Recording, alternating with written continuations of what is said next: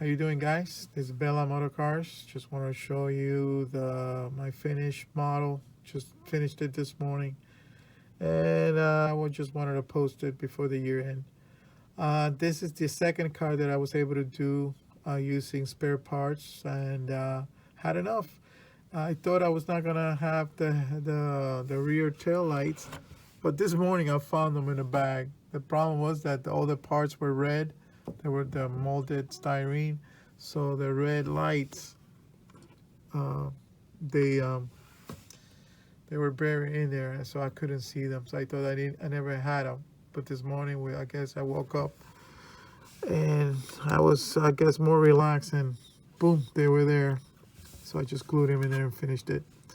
Anyway, to get this car, the way I like it, if you ever work with this kind of kit, you know that all the parts are all over the place.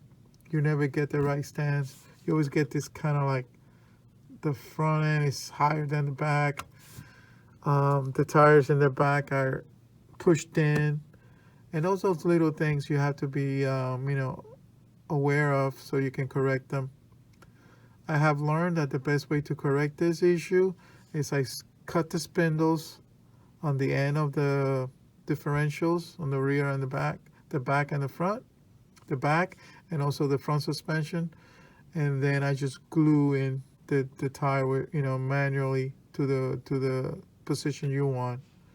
Your piece, you just make sure you raise the body where you want it. That's the stance I want it, and then I just went and glue the tires one by one. The rear, so you don't get that tire pushed in like the original kit shows. And the reason why that happens is because the chassis for this kit is for the 80s version, the IMSA Mustang. And that body is narrower than this one. So of course, if you try to do the same chassis with this kind of wider body, the tires are going to be, pushed into the body, and it's not going to look right. Just look at the box art and you're going to see that. Not that picture of the real car, no, but the side pictures of the finished model. And that I never liked. So I saw that. I just put a space of styrene between the tire and the rear end, pushed out the tire, and then you get this nice flush. To see the tire flush with the body lines. And it comes out great. Let me show you real quick. The front clip comes out nicely. My front spoiler is attached to the chassis, not to the front clip like they tell you on the kit. That's incorrect. That's not how the real car looks like. And then the decals, even though they were old, they gave me, a hard time. That's why you see some of them are crooked, so I couldn't touch them too much because they were starting to crack. So that I left them like that. Not even put clear on it. This is right on top of the paint, and so I left it like that.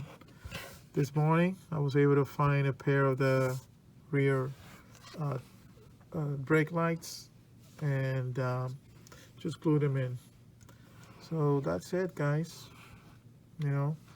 Everything else is just paint details. No plumb, no wires, just basically it's a box stock built with modification. All right, guys, thank you for following my channel. Thank you for support. And if you haven't subscribed, man, just give me a thumbs up and a sub. It will help all of us. Take care. Have a good weekend.